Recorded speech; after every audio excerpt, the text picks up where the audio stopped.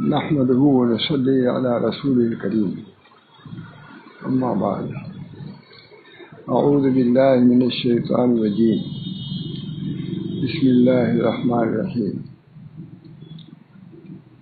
واتبع سبيل من أناب إلي صدق اللہ العظیم۔ مختصر سی آیت کی میں نے تلاوت کی ہے،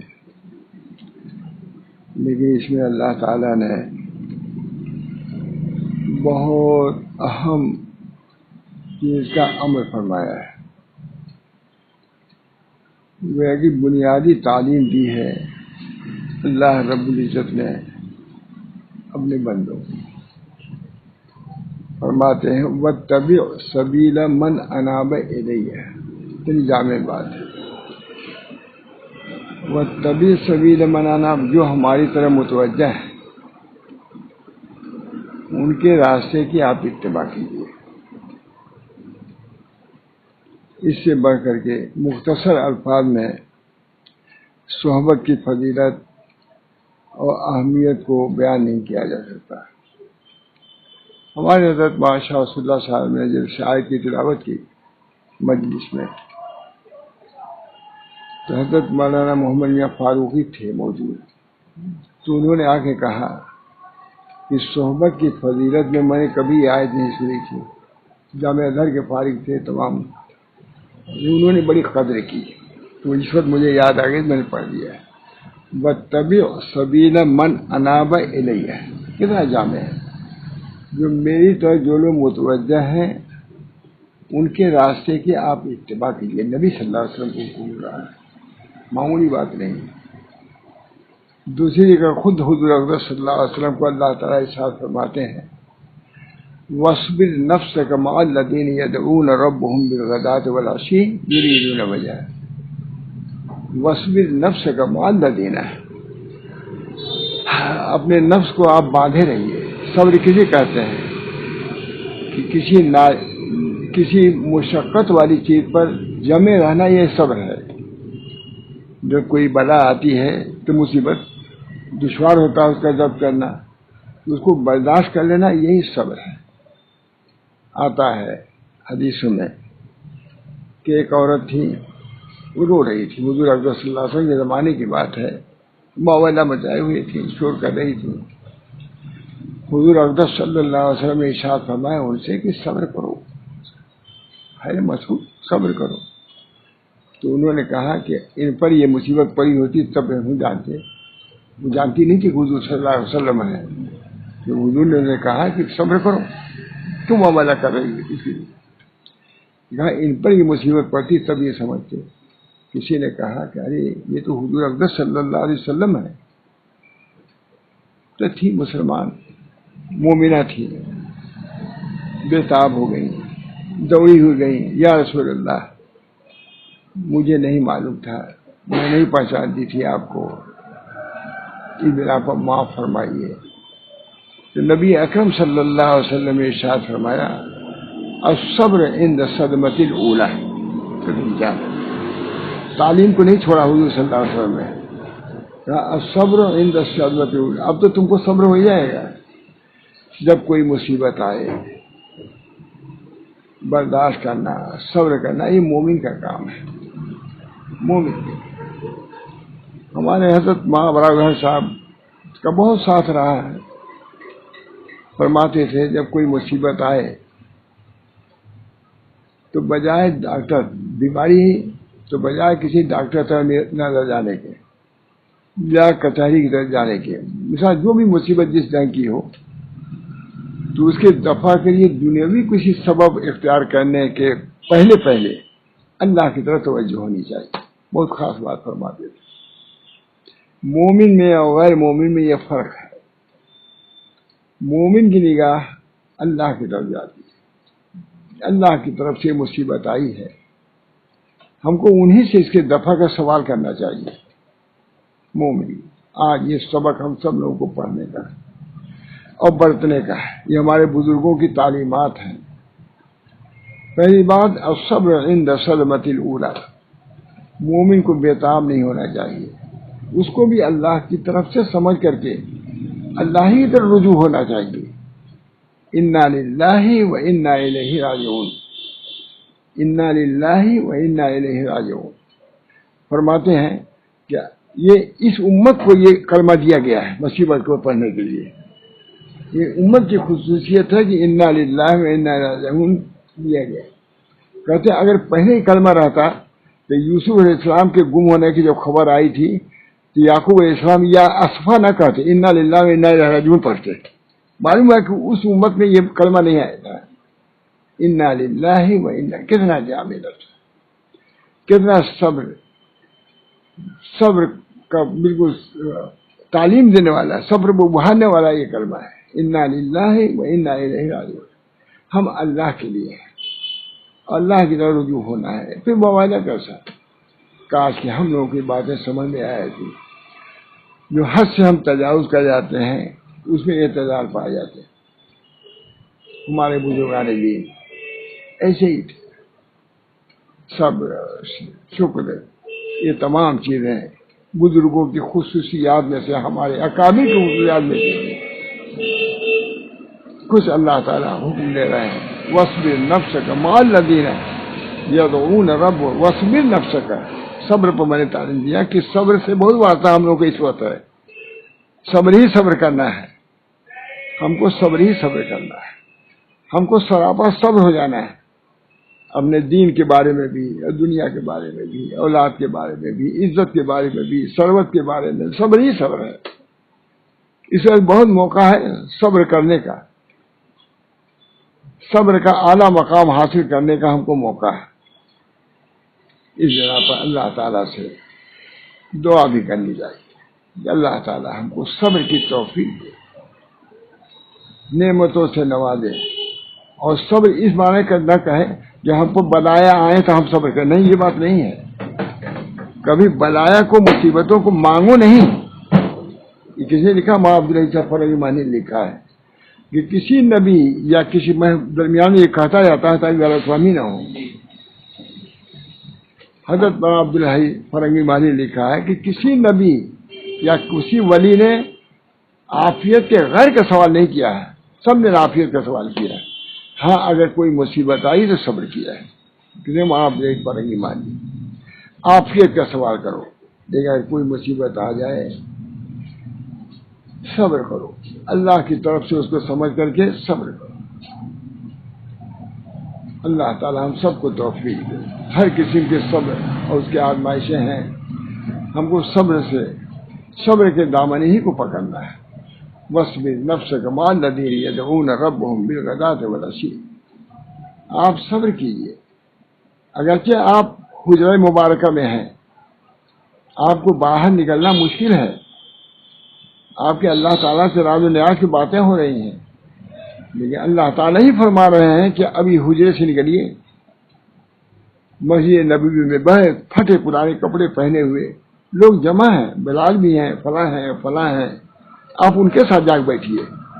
لکھا ہے کہ اس سے بڑھ کر کے صحبت کی فضیلت میں کوئی آیت نہیں ہو سکتی. نبی کو حکم ہو رہا ہے کہ ذاکرین کے ساتھ آپ جا کے بیٹھیے. وہ ذاکرین کون ہے؟ حضرت بلال ہے. ایک کپڑا ہے, دوسرا کپڑا بھی نہیں ہے, تیسرا کپڑا نہیں ہے, خستہ حال ہے. یہ نہیں کہ امیروں کے جا کے خالی بیٹھی ہے. ان غریبوں کے پاس, جن کے پاس پورے تن کو ڈھانکنے کے لیے بھی کپڑا نہیں, ان کے پاس جائیے. لیکن ان کے پاس خوبی کیا ہے؟ وہ اللہ کو یاد کر رہا ہے. اس زمانے میں جو اللہ کو یاد کرتا ہے سب سے زیادہ بے خوبی والا وہی آدمی سمجھا جاتا ہے. لیکن اللہ اپنے افضل الرسول, افضل العباد کو بھیجا کن پر؟ ان ناداروں کے پاس. وَاصْبِرْ نَفْسَكَ. آپ کا نفس جو ہے ظاہر ہے کہ حجرے مبارک سے نکلنے میں شاک ہوگا آپ کو. ان پھٹے پرانے لوگوں کے ساتھ بیٹھے ہوئے کچھ آج بھی ہو سکتا ہے, لیکن نہیں, ہمارا حکم جائیے. آپ نبی کو حکم ہو رہا ہے امتیوں کے صحبت میں بیٹھنے کا. صحبت کی فضیلت معلوم ہوئی کہ نہیں؟ اس سے صحبت کی کتنی بڑی فضیلت معلوم ہوئی. لیکن نبی کو بھی حکم ہو رہا ہے کہ آپ ان ذاکرین کے ساتھ جا کے بیٹھیے. وَاصْبِرْ نَفْسَكَ مَعَ الَّذِينَ. صبر کیجیے. آپ کو دشوار ضرور ہوگا, کوئی مشقت ضرور ہوگی. حجرے میں جو راحت ہے, راز و نیاز کی باتیں اللہ رب العزت سے ہو رہی ہیں, ان بیچاروں کے پاس بیٹھنے سے کیا ملے گا؟ لیکن وہ بھی تو اللہ کو یاد کر رہا ہے. ان کی تسلی کون کرے گا؟ ان کو ڈھارس کون بندھائے گا؟ وہ بھی کر سکتے ہیں کہ اگر ابو بکر صدیق کے پاس بیٹھے تو ہم غریبوں پر بھی حضور صلی اللہ علیہ وسلم بیٹھے ہیں. اللہ تعالیٰ وَاصْبِرْ نَفْسَكَ مَعَ الَّذِينَ يَدْعُونَ رَبَّهُمْ بِالْغَدَاةِ وَالْعَشِيِّ يُرِيدُونَ وَجْهَهُ. جو اللہ کی رضا چاہتے ہیں وہ بہت بڑے ہیں. آپ بھی ان کی صحبت میں جا کے بیٹھے. معلوم ہوا کہ صبر بہت بڑی چیز ہے. اللہ تعالیٰ ہم سب کو توفیق دے. وَاصْبِرْ نَفْسَكَ مَعَ الَّذِينَ يَدْعُونَ رَبَّهُمْ بِالْغَدَاةِ وَالْعَشِيِّ. آج یہ وقت جو ہے صبر ہی کا وقت ہے. زبان سے جو کہہ رہے ہو سوچ سمجھ کے بولو, سوچ سمجھ کے لکھو, سوچ سمجھ کے رہو. اس بنا پر ان چیزوں کی بہت زیادہ ضرورت ہے. ہمارے بزرگان دین نے صبر کیا ہے, شکر کیا ہے, دین کو مضبوطی سے وہ پکڑے رہے ہیں. اللہ تعالیٰ نے فرمایا وَاتَّبِعْ سَبِيلَ مَنْ أَنَابَ إِلَيَّ. جو ہماری طرف رجوع ہیں ان کے راستے کو اختیار کیجیے. انہی میں سے ہوئے دوستوں سلف صالحین میں سے ہمارے حضرت حسن رضی اللہ تعالیٰ عنہ سے حضرت حسین بھی ہیں. ان کو آپ کو دیکھنا ہے انہوں نے کیا طریقہ اختیار کیا, کون سی تعلیمات دی, وہ کس اخلاق کے کتنے پائے گئے تھے. آج میں اسی کو سناؤں گا کہ ان حضرات کا کیا رویہ تھا. واقعہ جو ہوا واقعہ ایسا ہے کہ اگر دل کو پڑھتا تو راز آتے, لیکن سب برداشت کیا. حضرت حسن نے برداشت کیا, حضرت حسین نے برداشت کیا, لیکن تعلیمات ان کی کیا تھی, ان تعلیمات کو پیش نظر رکھنا ہم سب لوگوں کے لیے ضروری ہے. حسن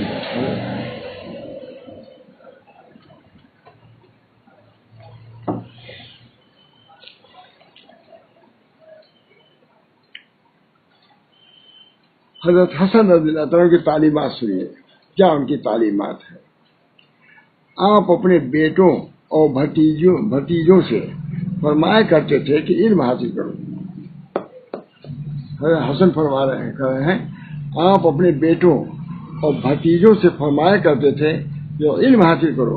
اگر اس کو زبانی یاد نہ رہ سکو تو اس کو لکھ کر اپنے گھر میں رکھ لیا کرو. لکھنے کا آگے کہ نہیں, اس زمانے میں لکھنے کا رواج تھا تب تو کہا ہم لوگ سمجھتے ہیں کہ اس زمانے میں لکھنا پڑھنا چاہیے. فرماتے ہیں حضرت حسن فرما رہے ہیں ہماری حکمت, کہتے ہیں آپ اپنے بیٹوں اور بھتیجوں سے فرمایا کرتے تھے کہ علم حاصل کرو, اور اگر اس کو زبانی یاد نہ رہ سکو تو اس کو لکھ کر اپنے گھر میں رکھ لیا کرو. العلم صید والکتابۃ قید, بہت مشہور ہے نا. علم کیا ہے؟ شکار ہے, اور جب اس کو لکھ لو گے تو گویا کہ شکار کو پنجرے میں بند کر دیا تم نے. العلم صید, علم شکار ہے. اب لکھنے کا رواج نہیں ہے. تھوڑا تھوڑا جو لکھا کرتا ہوں کتنی بڑی کاپیاں ہو گئی لکھنے کا. لکھنا بہت مفید ہے. کوئی چیز ہے نوٹ کر لیا, ہماری بیاد ہے 200-300 صفحے کی ہو گئی ہے, صرف کبھی کبھی لکھتے ایسا ہو گئی. فرماتے ہیں بہت عمدہ بات ہے. اس سے کتابت کی کس قدر منفعت معلوم ہوئی. اور جب آپ کو زہر پلایا جائے, اب چھوڑیے, یہ تو علم کی طرف ترغیب. اب ذرا صبر کو دیکھیے. یہ علم کی ترغیب اپنے بیٹوں کو, اپنے بھتیجوں کو. اب صبر والا واقعہ. اخلاق کیا تھے؟ علم یہ تھا اور عمل یہ تھا. جب آپ کو زہر پلایا گیا, کتنے نالائق لوگ, ایسے لوگوں کو زہر بھی پلایا, تلواریں بھی ان پر چلائی. جگر گوشے رسول, جنت کے پھول ہیں یہ حضرات, ان پر بھی امتیں تلواریں بھی چلائی اور زہر بھی کھلایا. افسوس کی بات ہے کہ نہیں, جتنا بھی رویا جائے کم ہے, بچہ رونے کا مقام ہے. فرماتے ہیں جب آپ کو زہر پلایا گیا تو آپ کا جگر ٹکڑے ٹکڑے ہو گیا.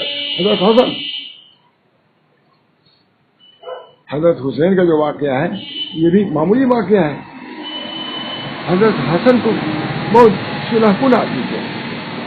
خود حضور صلی اللہ علیہ وسلم نے ارشاد فرمایا کہ میرا نواسا ایسا ہے کہ صرف 2 جماعتوں میں صلح ہوگی ہے.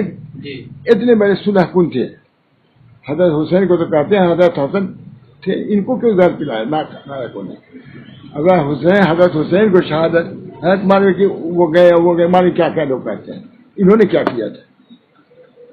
ظالم لوگ ہیں. जिगर गोशे रसूल के साथ भी इंसानियत का मामला नहीं किया, और क्या मामला कर। जब आपको जहर पिलाया गया तो आपका जिगर टुकड़े टुकड़े हो गया था। इसलिए आपने फरमाया जहर तो कई मरतबा पिलाया जा चुका हूं, मगर इस मरतबा की तरह नहीं था, बहुत सख्त था। ये हमारी किताब है अक़वाल सलफ़, ये भी टुकड़े टुकड़े लिख लिख करके 11 जिल्दों में हो गई नहीं, 45 साल में हुई है। इन्होंने 46 लिख दिया, 45-46 लिख दो, 45-46 साल से एक टुकड़े टुकड़े लिखते लिखते 11 जिल्द हो गई ना। लोगों को मालूम नहीं होगा, इस वजह से बतला रहा हूँ। अल्लाह का शुक्र है जिंदगी इसमें सर्फ किया इसके लिखने में, अल्लाह ताला इसको कबूल फरमाए। ऐसी बुजुर्गों का लिखा मैंने आखिर तक। आपने फरमाया जहर तो कई मरतबा पिला चुका, एक मरतबा नहीं कई मरतबा, मगर इस मरतबा की तरह टुकड़े टुकड़े हो गए। जिगर, किसका जिगर? नबी सल्लल्लाहु अलैहि वसल्लम का जिगर टुकड़े टुकड़े हो गया। और हजरत हुसैन ने आपसे दरियाफ्त किया, ये अखलाक देखो, यही मैंने कहा वह तभी सबील मनाना नहीं, ये हमारे सलफ हैं। हजरत हुसैन रजी अल्लाह ताला अन्हु ने आपसे दरियाफ्त किया कि भाई जान, आखिर किसके मुतालिक हम गुमान करें कि उसने ये हरकत आपके साथ की, जितना दर्दनाक है। हजरत हुसैन पूछ रहे हैं भाई किसने ये किया आपके साथ, बतलाइए कुछ। तो फरमाया ये क्यों पूछ रहे हो? भाई से कहा क्यों पूछ रहे हो? तो कहा इसलिए कि हम उसको कत्ल कर दें। तो फरमाया कि अगर वो शख्स वही है जिसके मुतालिक हमको ख्याल है तो अल्लाह की पकड़ बहुत सख्त है, अल्लाह पकड़ेगा, तुमको पकड़ने की क्या जरूरत है। अल्लाह का हुजूर मुराकबा अल्लाह ताला का, यह है कि नहीं हम लोग के लिए इबरत के लिए। उसे पहले क्यों कत्ल करोगे? अगर उसी ने किया है तो अल्लाह की सजा इससे बढ़ के है। तो अल्लाह की पकड़ बहुत सख्त है और वो नहायत दर्दनाक अज़ाब देने वाला है। देखा तुम तो इसके पीछे पड़े हो। भाई से कहा, छोटे भाई से, और अगर वो नहीं है तो मैं नहीं चाहता कि मेरी वजह से कोई बेगुनाह आदमी कत्ल किया जाए। ये अखलाक काबिल इत्तिबा है। यही फरमाया, मैंने लिखा सुभान अल्लाह, ये था आपका हिल्म और तकवा जो हम सब के लिए काबिल इत्तिबा व इताअत है। अल्लाह ताला हम सबको तौफीक दे। मत्तबि सबील मन अनाब इलैहि, उसकी मिसाल दे रहा हूँ। ये हजरात वो हैं जिनकी इत्तिबा हमको करना है, उनकी इत्तिबा में फायदा है। फरमाते थे कि जरूरत का पूरा न होना उससे कहीं बेहतर है कि उसके लिए किसी नाअहल की तरह रुजू किया जाए। कोई जरूरत पड़ी, अब वो पूरी नहीं हो रही है, जब तक कि किसी नाअहल की तरह रुजू न करे, नालायक की तरफ, कहा उसको मत कहो, जरूरत को हमें टाल दो, नाअहल से न कहो। मैंने कहा सुभान अल्लाह, इसमें कैसी गैरत की बात है। एक शख्स ने आपसे कहा मुझको मौत से बहुत डर मालूम होता है। किससे? हज़रत हसन रज़ी अल्लाह ताला। ये सुनना सुनाना जरूरी है कि नहीं मौलाना? नहीं सुनते सुनाते। ये मुझे सबक मिला है अफ्रीका से। हमारे एक मुरीद हैं, मौलवी फारूक साहब आते रहते हैं बहुत, 2-4 साल पहले की बात है कि उन्होंने कहा कि मौलाना मुझे समझ में नहीं आता था कि आशूरा दिन क्या बयान करूं, यही वह आपकी किताब यही सुना दिया। तो मैंने कहा कि मेरी किताब रहबरी तुम कर रहे हो, मैं भी सुनाऊंगा। जो हर कल सुनाता हूँ करीब करीब इसको। मुझे नहीं मालूम था कि मैंने ऐसा लिखा कि इसमें सुनाया जा सके। आज भी याद आया, आज भी उनका फोन आया था। एक शख्स ने आपसे कहा मुझको मौत से बहुत डर रहा होता है। फरमाया ये इसलिए कि तुम अपना माल पीछे छोड़ दिया। माल तुमने पीछे छोड़ा रखे हो बैंक वगैरह में, तो मौत से डर आता है तुमको कि मौत आ जाएगी तो सब छूट जाएगा। माल को आगे भेज दो तो शौक हो जाएगा, चलो आखिर में मिलेगा। कि नहीं उनका बात, ये तो हमको भी अब लिखा हमने, लेकिन हमको याद नहीं था। है समझे बात? क्योंकि तुम माल छोड़ के जा रहे हो तो माल तुमको खींच रहा है पीछे, और अगर माल को अल्लाह के रास्ते में खर्च कर दो है तो माल अपनी तरफ खींचेगा, आखिर में तुम शौक से जाओगे। کتنی عمدہ بات. یہ حضرت حسن نہیں کر سکتے تھے. حضور صلی اللہ علیہ وسلم گوش ہے جگر. کتنی عمدہ بات بولتا. یہ اس لیے کہ تم نے اپنے مال پیچھے چھوڑا ہے. اگر اس کو آگے بھیج دیا ہوتا اس تک پہنچنے کے لیے خوفزدہ ہونے کے بجائے امیدوار ہوتے کہ ہم مال تو چھوڑ آئے ہیں, ہمارا مال ہم کو کام آئے گا. وہاں پر پہلے بینک میں بھیج دیا, لندن بھیج دیا, امریکہ, تو کوئی ڈرے گا جانے میں؟ وہاں کوئی نہیں ڈرے گا. چلو بھائی ہم کو تو وہاں مل ہی جائے گا. اور جب کوئی نہیں ہوتا, گورنمنٹ نہیں جانے دیتی ہم لوگ کو, لندن نہیں جانے دیتی. کیوں؟ وہاں کا کیا کھائیے گا, وہاں سے کوئی بھیجا نہیں. ہم سے لگے کہنے کہ آپ کی تنخواہ تو 5,000 ہے, اب جا رہے ہیں لندن, یہ کیا بات ہے؟ تو ہم نے کہا کہ بھائی کیا جا کے وہاں کیجیے گا, کھائیے. ہم نے کہا بھائی وہ لندن والوں نے ہم کو بلایا ہے, ہم کو خرچ دیا ہے بمبئی تک کا, ورنہ ہم تو اس لائق میں نہیں تھے کہ بمبئی اپنے کرائے سے آ کے بس کو ہنس دیا, انگریز تھا ہنس دیا اس نے. میں نے کہا ہم تو اس لائق میں نہیں تھے کہ ہم بمبئی تک آتے. انہی لوگوں نے, لندن کے لوگوں نے بمبئی کا کرایہ بھیجا ہے, وہاں نہیں بمبئی تک کا بھی کرایہ انہوں نے بھیجا ہے, تو ہم بمبئی تک آئے ہیں. اگر وہ نہ بھیجتے تو ہم بمبئی تک بھی نہیں آتے. تو انگریز بھیج دیا, ایک گجراتی عورت تھی وہ بھیج دی, بس فوراً مجھے ویزا دے دیا, فوراً ویزا دے دیا. کہتے ہیں سبحان اللہ, کیسی حکمت و موعظت کی بات ہے. حسن کی موعظت کی بات تھی نا. اب یہ لوگ ہمارے سلف نہیں ہوئے تو اور کون ہوں گے؟ شیخ قوام الدین بھی فرمائے, شیخ قوام الدین فرماتے ہیں کہ معیار انکار برس شیعت, اس کام کی بنیاد 3 چیزوں پر ہے, کتاب اللہ و سنت رسول اللہ و سیرت سلف. اللہ کی کتاب یہ بنیاد ہے. خدا تک پہنچنے کے لیے شاہراہ کون ہے؟ کتاب اللہ, اور اس کی تشریح سنت رسول اللہ, اور اس کی تشریح سیرت سلف. تینوں ترتیب سے ہیں. اللہ کی کتاب نہیں سمجھ میں آئے, سنت رسول کو لوگ وہ سمجھائیں گے, اور ان کی بات میں نہیں تو تمہارے اکابر سمجھیں. علماء ورثۃ الانبیاء, علماء ورثۃ الانبیاء. نبی صلی اللہ علیہ وسلم کے مناشی کو, ان کے مقاصد کو وہی سمجھ سکتے ہیں. تمام کتابیں بھری پڑی ہوئی ہیں. صرف کتاب و سنت کی تشریح میں تو کتابیں, چاہے جامع ازہر کا کتب خانہ ہو, چاہے کتب خانہ ہو وہاں کا یہاں کا. دیکھ ایک آدمی لگے کہنے اتنی کتاب, میں نے کہا اس سے زیادہ کتابیں تو وہاں موجود ہیں, وہاں دوسری جگہ کتابیں. یہ سب کس کی شرح ہے؟ کتاب اللہ, سنت رسول اللہ. قرآن شریف دیکھ رہے ہیں نا, قرآن شریف ہی اسی کی شرح پوری دنیا میں پھیلی ہوئی ہے. خدا کا کلام ہے. لا تنقضی عجائبہ, کتاب اللہ وہ ہے جس کے عجائب منقضی نہیں ہوں گے, کبھی ختم نہیں ہونے والے. یہ سیرت ہے. اور پھر اس کے بعد شرح کس نے کیا ہے؟ ہمارے بزرگوں نے عملی تشریح کیا ہے. عملی تشریح ہمارے مشائخ نے, عملی علماء نے عملی تشریح کیا ہے. علمی تو کیا ہی, اپنے عمل سے دیکھنا ہے. سبحان اللہ. کیسی فرماتے تھے کہ مکارم اخلاق 10 ہیں. کون کہہ رہا ہے؟ حضرت حسن رضی اللہ تعالیٰ عنہ. زبان کی سچائی, اب لو حضرت حسن فرما رہے ہیں, جس کے لیے رو رہے ہو, پیٹ رہے ہو, کیا کر رہے ہو سینہ, ارے یہ تو لو, اگر اس پر عمل کرو گے تو حسن کے ساتھ تم جنت میں گھومو گے. نہیں تو حضرت حسن بھی کہہ دیں گے نالائق, ہماری تعلیمات پر تم نے عمل نہیں کیا, آج زبانی خرچ کر رہے ہو. زبان کی سچائی. جنگ کے وقت حملہ کی جنگ, سائل کو دینا, سائل کو دینا, حسن خلق نہیں, جنگ ہو تو اس کا حق ادا کرنا, یہ مطلب ہے. سائل کو دینا, کوئی سائل ہے اس کو دے دو, سائل کا بھی تم پر حق ہے. جیسے میں کوئی بیان کر رہا تھا کہ پلیٹ فارم پر کچھ سائل آئے, کسی لوگ بیٹھے ہوئے تھے, سوال کرنے لگے, کوئی دیتا ہی نہیں تھا ان کو, اور سنائی جا رہی تھی کون کتاب کہ سائل کے سوال کو دو, ادا کرو.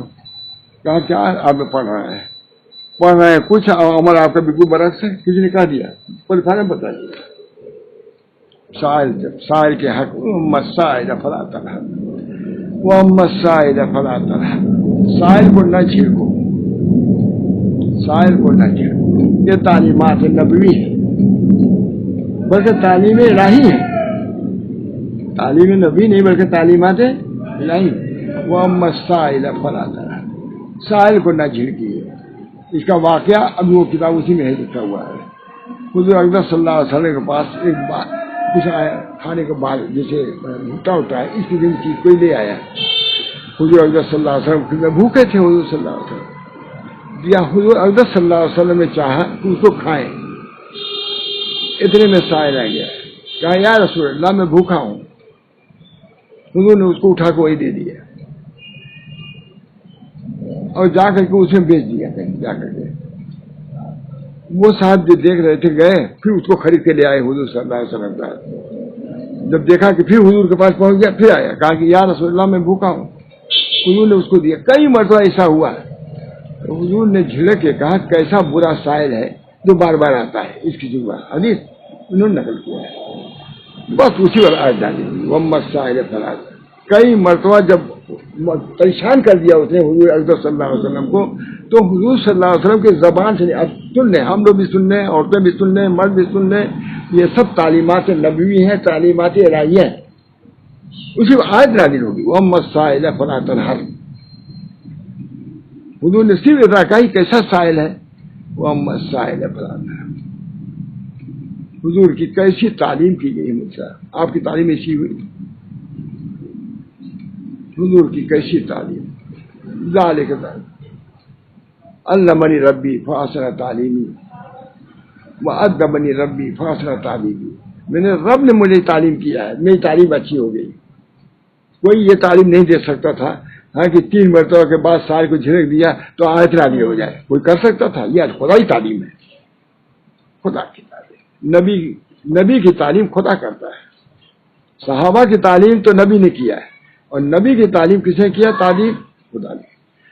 کئی مرتبہ کے بعد انہیں بار بار وہ آیا اور مانگنے لگا تو حضور دے دیتے تھے. اتنے میں ایک بات کہہ دیا حضور نے کہ کیسا سائل ہے, بس آ جاتی وہ مسائل فلا تنہر. آج ہم لوگ اپنے اخلاق کو درست کرتے ہیں نہیں. سائل کو وہاں جھڑکو, سائل کو نہ جھڑکو. ہمارے حضرت کے 2 جماعت ہیں اس میں. بعض لوگ یہ کہتے ہیں کہ جو ہٹے کٹے لوگ ہیں ان کو نہ دو, وہی بیچا یہی کہتے ہیں. لیکن ایک جماعت وہ ہے علامہ شارانی وغیرہ کی کہ سوال چاہے گھوڑے پہ سوار ہو کر کے آئے, جب سوال کیا تھا سوال کا اس کا حق ہے, اس کو دو. ہمارے حضرت کی یہی رائے تھی, ماشاء اللہ کرتی یہ رائے, ان کی یہ رائے ٹھیک ٹھاک فری زبردست. کوئی بھی آگے کیسے اچھا کپڑا پہن کے آگے, لباس پہ آگے, موٹر پہ آگے, لیکن جب اسے سوال کر دیا تو پھر سوال کا حق ہے اس کو دو. وہ مسائل فلا تنہر. وہ فرماتے تھے 10 ہے سچائی, حسن سائل کو دینا, حسن خلق اچھے اخلاق, احسان کا بدلہ دینا. اگر تمہارے ساتھ کوئی اچھائی کرے تو اس کو بدلہ دو. صلہ رحمی کرنا, پڑوسی کی حفاظت کرنا, وہ حمایت کرنا, حقدار کی حق شناسی کرنا, یہ سب اخلاق ہیں. حقدار کوئی ہے تو اس کے حق ادا کرو. مہمان نوازی کرنا, اور ان میں سب سے بڑھ کر ہے شرم و حیا کرنا. شرم و حیا, ایسی بات نہ کرو جس سے تمہاری عزت پر آ جائے, ذلت ہو. یہ شرم و حیا کی بات جو ہے اس سے بعد وہ شرم و حیا کر کے اس بات کو چھوڑو. یہ کس کا یہ بیان کیا گیا ہے کہ حضرت حسن حسین صحرا کی طرف تشریف لے گئے. وہاں ایک بوڑھے کو وضو کرتے دیکھا. یہ بھی ہے, دونوں بھائی گئے, مگر وہ بوڑھا وضو اچھی طرح نہیں کر رہا تھا. ان دونوں حضرات نے باہم مشورہ کیا کہ یہ شخص بوڑھا ہے, ہم لوگ کیسے اسے کہیں کہ تم وضو ٹھیک نہیں کر رہے ہو. اب دیکھیے یہ ادب, بوڑھا آدمی اس کا ادب, وضو ٹھیک نہیں کر رہا تھا سنت کے مطابق. آپس میں رائے کیا کہ اگر ہم اس سے کہیں گے تو بوڑھا آدمی اس کا ناگوار ہو جائے, بے ادبی نہ ہو جائے, ہاں شاید اس کی وجہ سے ناراض ہو جائے. پر حضرت حسن حسین نے اس بات پہ اتفاق کیا کہ ہم لوگ اس کے پاس چلیں تاکہ اس سے وضو کا طریقہ سیکھیں, سکھائے نہیں سیکھیں. چنانچہ دونوں اس بوڑھے کے پاس گئے اور کہا کہ اے شیخ ہماری طرف نظر کیجئے کہ ہم میں سے کون اچھا وضو کرتا ہے. اس کے بعد دونوں نے ان کے سامنے وضو کیا اور وہ شیخ دونوں کی طرف دیکھ رہا تھا. جب وضو کر چکے تھے تو بوڑھے نے کہا تم دونوں اچھی طرح وضو کرتے ہو, میں ہی اچھی طرح وضو نہیں کر رہا تھا. یہ طریقہ ہے تعلیم و تربیت کا, سکھانے کا. یہ خود انہوں نے کہا ہم وضو کرتے ہیں, آپ دیکھیے. اب میں نے تم دونوں سے وضو کرنا سیکھ لیا. سبحان اللہ, وضو الی سبیل ربک بالحکمت. کے مطابق ایسا انہوں نے دیا. یہ حضرت حسن رضی اللہ تعالیٰ کا کہتے ہیں ان کے ملفوظات ہیں، ان کی چیزیں ہیں.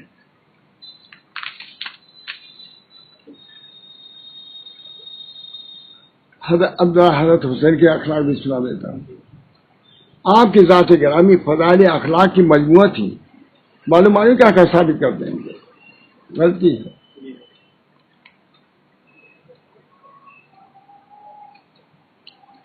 محبر رحمان صاحب نے بہت لکھا حسین نام ہے، والد کا نام حضرت سیدنا علی بن ابی طالب ہے، والدہ کا نام سیدہ فاطمہ زہرا ہے، والدہ کا نام ان کے گوشے دل ہے، والدہ کا نام سیدہ فاطمہ زہرا ہے. آپ کی ولادت شعبان 4 ہجری میں ہوئی. محبر رحمان صاحب نے لکھا آپ جوانان اہل جنت کے 2 سرداروں میں سے ایک ہیں. کیا عمدہ لگتی ہے جوانان اہل جنت، کیا عمدہ بات. ہم کو بامد آتا ہے. آپ جوانان اہل جنت کے 2 سرداروں میں سے ایک اور گلزار نبوت کے پھولوں میں سے ایک پھول ہے. کون؟ حضرت حسین. کتنا عمدہ ہے. یہ محبر رحمان صاحب آدمی کا ذمہ ہے. کتنا عمدہ. آپ سیدہ فاطمہ زہرا کے آپ کی ولادت شعبہ میں آپ جوانان اہل جنت کے 2 سرداروں میں سے ایک ہے. معلوم ہے کہ اہل جنت کے سرداروں میں سے ہے. آپ اہل جنت کے 2 سرداروں میں سے ایک اور گلزار نبوت کے پھولوں میں سے ایک پھول ہے. آپ کی ذات گرامی فضائل اخلاق کا مجموعہ تھی.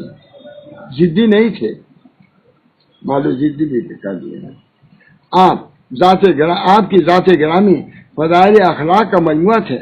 ارباب سیاح لکھتے ہیں کہ کان حسین رضی اللہ تعالیٰ کثیر صلاۃ و صوم و حج و صدقہ و افعال خیر جمیع، یعنی حضرت حسین رضی اللہ تعالیٰ عنہ بڑے نمازی تھے، بڑے روزے دار تھے، بہت حج کرنے والے تھے. اصیل اونٹنیاں ساتھ رہتی تھیں اور پیدل جاتے تھے. اتنے دور کا سفر حج کرنے کے لیے پیدل سفر کرتے تھے. بہت حج کرنے والے تھے، بڑے صدقہ دینے والے تھے، تمام اعمال حسنہ کو کثرت سے کرنے والے تھے. یہ حضرت حسین. بچپن میں آپ کی تعلیم و تربیت خود صاحب شریعت نبی رحمت علیہ وآلہ والسلام نے فرمائی تھی. خود نبی صلی اللہ علیہ وسلم نے ان کی تربیت کی. کیا تربیت میں کمی چھوڑیں گے؟ اس لیے اس کا یہ اثر تھا کہ آپ بکثرت نمازیں پڑھتے تھے. حضرت حسین روزہ بھی کثرت سے رکھتے تھے. تمام ارباب سیر آپ کے کثرت سیام پر متفق ہیں. حج بھی بکثرت کرتے تھے اور اکثر پاپیادہ حج ہو گئے. پاپیادہ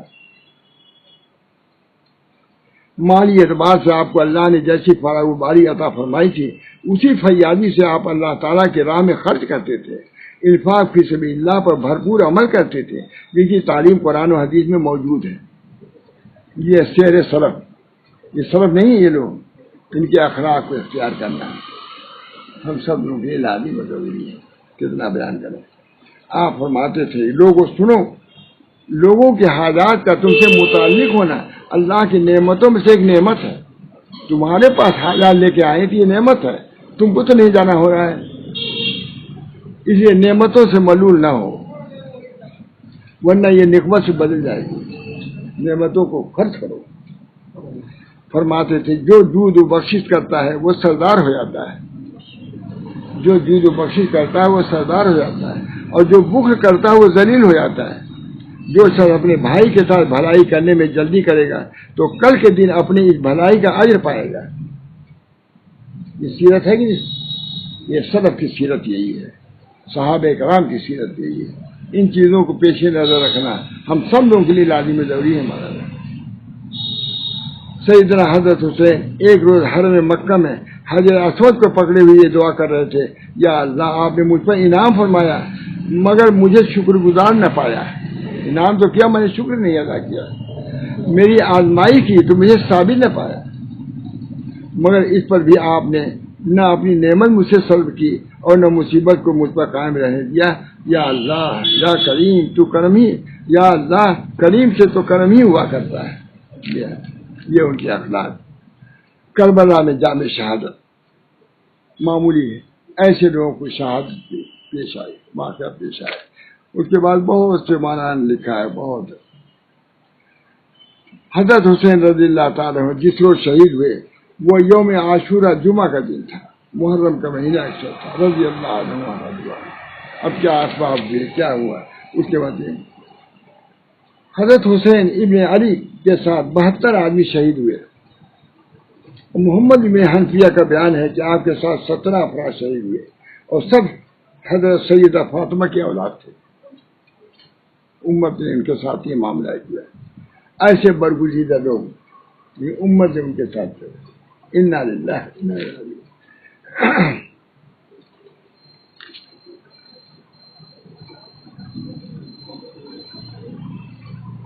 فرماتے ہیں بہت علماء نے لکھا ہے حسین کا قتل بلا شبہ مظلومانہ تھا. لکھ رہے ہیں منہاج السنت میں ابن تیمیہ لکھ رہا ہے حضرت حسین کا قتل بلا شبہ مظلومانہ قتل تھا جو ان کے حق میں شہادت، علو منزلت اور رفع درجت ہے. جو ان کے حق میں کیا ہے؟ شہادت، علو منزلت، رفع درجت ہے. اور اس کا راز یہ ہے کہ ان کے بھائی کے لیے اللہ کے یہاں سعادت نیک وقتی کا وہ بلند مرتبہ طے ہو چکا تھا جس کے لیے کسی نہ کسی طرح بلا مصیبت سے گزرنا تھا. اتنا بڑا مرتبہ تھا کہ اس کے لیے کوئی بلا سے گزرنا ضروری تھا. اتنی بڑی بات. مگر ان دونوں کو اپنے دوسرے اہل بیت کی طرح اس کے مواقع نصیب نہیں ہوئے ہیں شہادت کے، کہ ان کی زندگی اسلام، عزت و عافیت کی گودھی میں بسر ہوئی تھی. پر ایک بھائی کی وفات زہر خوراکی سے ہوئی. حضرت حسن کو زہر دیا گیا، ٹکڑے ٹکڑے ہو گئے تاکہ وہ منصب پر پہنچ جائے. یہ طریق وہ ہے والذین جاہدوا فینا لنہدینہم. یہ جہاد ان کو اضطراری طور سے دیا گیا کہ اس منصب تک پہنچ جائیں. بغیر کسی مصیبت سے گزرے ہوئے کوئی کسی منصب تک نہیں پہنچتا. اس بنا پر ان کو زہر دلایا گیا تاکہ یہ ٹکڑے ٹکڑے ہو گئے. مگر ان دونوں کے لیے اپنے دوسرے اہل بیت کی طرف سے اس مواقع اس لیے حاصل نہ ہو سکے کہ ان کی زندگی اسلام و عزت و عافیت کی گود ہوئی تھی، بالکل عافیت کے ساتھ تھے.